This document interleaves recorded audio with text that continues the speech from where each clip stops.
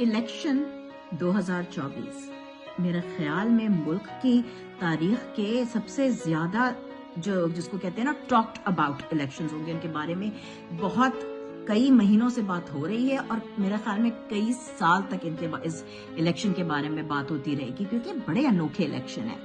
پاکستان کی سب سے زیادہ مقبول سب سے بڑی پولیٹیکل پارٹی کو ایک کنارے لگایا جا رہا ہے. لوگوں کے مینڈیٹ کو پہلے تو جو ہے وہ 9 اپریل کو 2022 میں چھین لیا تھا. اب 2024 تک مطلب الیکشنز کو ڈیلے کر کے پہلے پنجاب میں خیبر پختونخوا میں اور پھر پورے پاکستان میں الیکشنز کو ڈیلے کیا گیا ہے.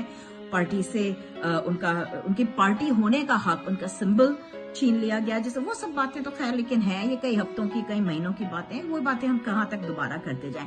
ہم نے سوچنا ہے آگے کا. خان صاحب نے جب جیل سے پیغام بھجوایا تو انہوں نے یہ کہا ہے کہ یہ الیکشن جو ہیں یہ ایک جو ہے وہ انوکھے الیکشن ہوں گے, اور انہوں نے ساتھ ساتھ یہ کہا ہے کہ جو کچھ 8 فروری کو ہوگا وہ عوام جو کچھ کر کے دکھائے گی وہ کبھی پاکستان کی تاریخ میں وہ بھی پہلے نہیں ہوا ہے. قائد نے, ہمارے کپتان نے یہ کہا ہے کہ ان کو فخر ہے اور ان کو یقین ہے اپنی قوم پہ کہ انہوں نے اپنا حق ادا کرنا ہے, انہوں نے باہر نکلنا ہے اور وہ باہر نکل کے ووٹ کریں گے اور وہ پاکستان کی تقدیر کو بدلیں گے. تو جو انسان اپنی پوری زندگی کو داؤ پہ لگا کے, اپنی آزادی کو داؤ پہ لگا کے اس ملک اس قوم کے لیے لڑ رہا ہے, اس کے بھروسے کو توڑنا میرے خیال میں بہت ہی کوئی گرا ہوا کام ہے. تو میں جہاں تک مجھ سے جتنی کوشش ہوگی میں یہ آپ کے ساتھ وعدہ کر رہی ہوں کہ میں اپنے قائد کے, اپنے کپتان کے, اپنے مرشد کے اس خواب کو, اس کے اس یقین کو ٹوٹنے نہیں دوں گی. آپ نے الیکشن کی تیاری پوری رکھنی ہے. آپ نے پی ٹی آئی کے جو ڈفرنٹ چینلز بن رہے ہیں, جو آفیشیل چینلز ہیں ان کو پتہ رکھنا ہے. آپ نے پی ٹی آئی کے آفیشیل جو ویب سائٹس ہیں, جو ان کے سوشل میڈیا پیجز ہیں, ان کے اوپر ان کے جو ویریفائڈ اکاؤنٹس ہیں کہ جی آپ کو پتہ ہے کہ یہی پی ٹی آئی کے, ان سے خبریں لینی ہے. ان سے آپ نے الیکشن کے جو آپ کو پتہ ہے کہ یہ کینڈیڈیٹ پی ٹی آئی کے اپرووڈ ہیں, ان لوگوں کے اس کینڈیڈیٹ کا یہ نشان ہے. کانسٹیٹوئنسیز چیک کرنا, اپنے پولنگ سٹیشنز کو چیک کرنا, آپ کا ووٹ کا اندراج کدھر ہوا ہے, آپ نے کدھر ووٹ ڈالنا ہے اس کو چیک کرنا, بار بار چیک کرنا اور اپنے ووٹ کی حفاظت کرنا. یہ سارا آپ کا کام ہے. آپ کس طرح سے کیمپین کر رہے ہیں, آپ نے ووٹ بھی ڈالنا ہے اور ووٹ کی حفاظت بھی کرنی ہے.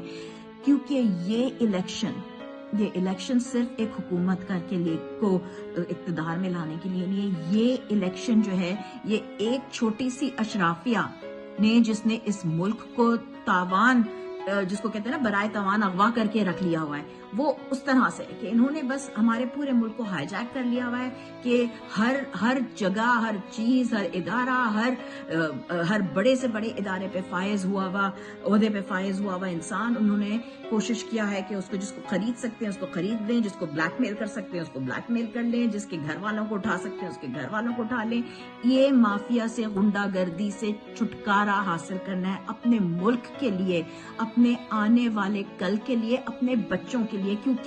کیونکہ ہر انسان تو نہیں اس کے پاس وہ اپرچونٹیز ہوتی ہیں کہ وہ نکل جائے, اور کیوں اپنا ملک چھوڑ کے جائیں جب ہمارے ملک جو جنت جیسا ملک ہے جس میں ہم خود کپتان کہتے ہیں کہ سارا کچھ موجود ہے.